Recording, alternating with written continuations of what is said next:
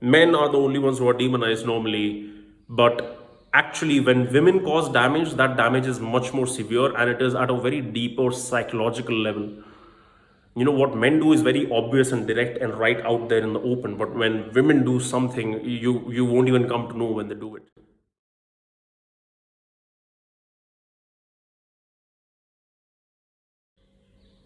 Namaste everyone, how's it going? So we got somebody reaching out to me on Instagram, and he sent me this. Hey brother, can you make a video on my recommended topic? So my problem is pretty simple. The girl I was dating for the past 5 years is planning marriage with somebody else. Oh fuck. And in just 4 months, she got a new boy who is much older and well settled. She even introduced him at his home. I'm in a severe heartbreak now and I cannot stop this. What to do? Neither did I get closure nor did I get anything else. When I'm calling her, she's not even interested in talking to me. What to do? So, what the fuck did you expect? This is happening all over the place. And there is nothing wrong with it because her life, her choice. And I don't really mean that in a sarcastic way. I'm actually totally agreeing with that because that's what all of us do. We are all selfish human beings at the end of the day. And we want to make the choice that benefits us the most. All right. Now, I'm going to share a theory or a concept with you, which is the alpha fox beta bucks theory. And this is something which I came across when, after studying the basics about, attraction between males and females, when I got into it a little deeper and I went into studying evolutionary psychology and stuff like this. The two groups of people who were interested in both these subjects together were exploring these kind of things. And this is where I came across this analogy, which I'll just explain in a little bit. But in this particular boy's case, I'm pretty sure he's damn young. If he was dating for 5 years, they probably met either in high school or college, and they were dating in their early 20s. And then after that, and I'm going out on a limb here and doing this guesswork because I do not know what his exact situation is. But most probably this is what it is going to be based on my past experience dealing with I don't know how many men by now. So when you're young, a woman is going to get attracted to you because of alphaness in you, or you being a higher status male, whether it is in your social circle, whether it is in your college, or wherever it is, or it could be basically those kind of traits which are causing attraction in a primal manner, all right, which is in our animalistic brain. So if I'm a guy who's big, tall, along with that has got confidence, along with that has some charisma, some presence. Other guys kind of look up to me. In my friend circle with guys, I might be the top dog, etc. It is bound for girls to get attracted to you. But it is not obvious that they're going to go and marry you because maybe you don't deserve that. And maybe rightfully so. And we can call women all kinds of bad names for this, but you see how my language is changing as I'm maturing, by the way, for those of you who are the old subscribers. But what I mean is, they're free to do what they want, and they're doing what is again coded inside them, which is that when it comes to the long term, you want somebody who's going to commit, stay with you, not leave you for another female, has a good amount of resources, is well settled, is going to provide security, especially for you and for the future children which you might have, etc., etc., etc. So if she left you, in your particular case, it could be because of something which I'm trying to fucking say for ages, that it is not enough to know how to attract women or become an attractive man. It is also important to become a free man, for example, where you have a sense of purpose, where you're working on something. Because, if this woman would have seen in you even a sign that you are going to turn into a good provider, she might not have left you. Now, of course, there could be another reason, such as, she might have pressure from her family or, caste, class, whatever, all that bullshit. But if she was genuinely attracted to you, and if she saw that along with you being attractive are also working on something which is going to result in something in the future, not necessarily right now. You don't need to be someone who's successful and rich and well settled and has the resources right now. Even if you are someone who's on that path, there would have been a probability that she would have stuck with you. But she left you because maybe she didn't find any such signs, So I don't know your detailed situation, but this is my best particular guess. And now let's come to the alpha fox, beta box thing. What that means is that a woman, in terms of her reproductive choices, in terms of her sexual choices, will choose to have sex with a man who is alpha, but would choose to settle with a man who is beta. Now, let me explain to you why. Sex with alpha because she wants her child also to be reproductively successful, especially if it is a male child.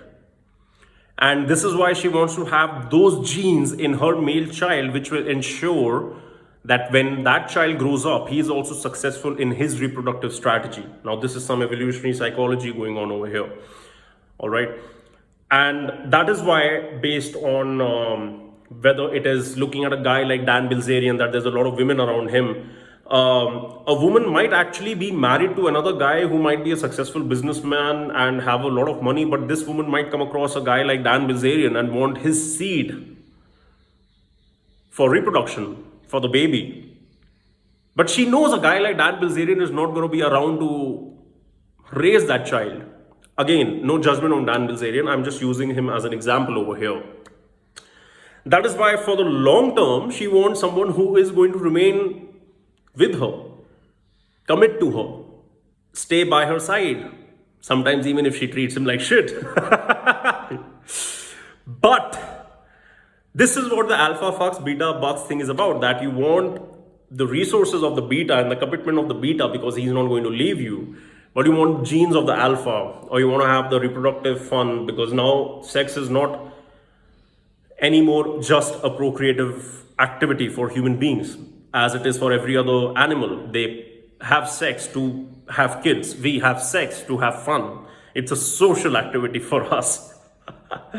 So that is why they, sometimes follow this kind of a strategy. That is why in many cases where you'll find that the wife has cheated on her husband, it could be because of something like this.